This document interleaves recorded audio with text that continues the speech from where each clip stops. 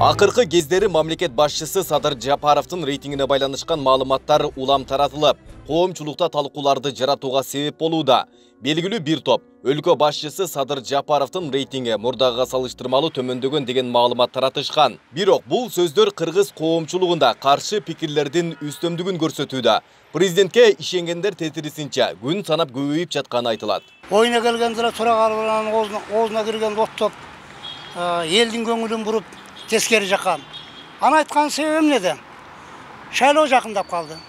Elin gönülün vuruş gerek. Birlikte sındaş gerek. Anan keyin elektorat alıp durup partiyanın atından şaylooga deputatga jetsem degen adamların oyu bul.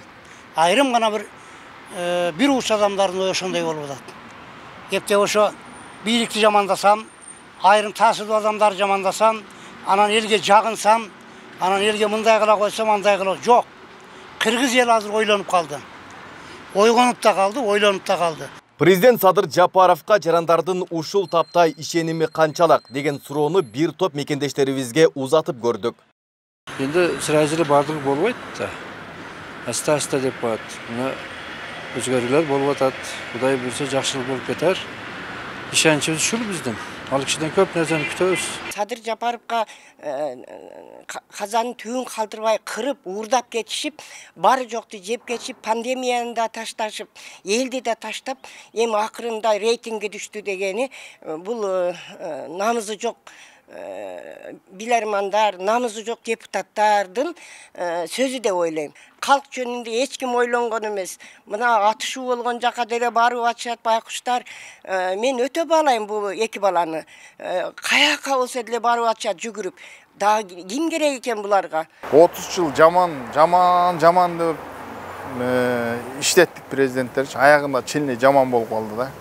Эми ушунузун бир мактап иштетип көрбөйлү. Мактасаң любой адам деле мактап койсоң любой жумуштун майын чыгарыш дейт го. Может бу деле майын чыгарат деп ойлойбуз да. Анан самылганы бул Садыр Нуркожоев өзүнүн башынан көп оор нерсе өттү да. Вот ошону түшүнүп, ошону билип туруп, эч убакта Кыргызстанга кыянат кылбайт деп мен ишенем. Мен толук ишенем. Сурамжылоо жүргүздүк деген тарап кыргызстандыктардын миңден ашыгынан гана пикир алганын өздөрү билдиришкен. Бул болсо сурамжылоо атайлап негизсиз түрдө президент Жапаровка каршы саясат жүргүзүп жаткан кызыктар күчтөр тарабынан жасалган кезектеги саясий жүрүш катары кабыл алынууда. Айбек Исабеков, Аскар Маматисаков, Регион.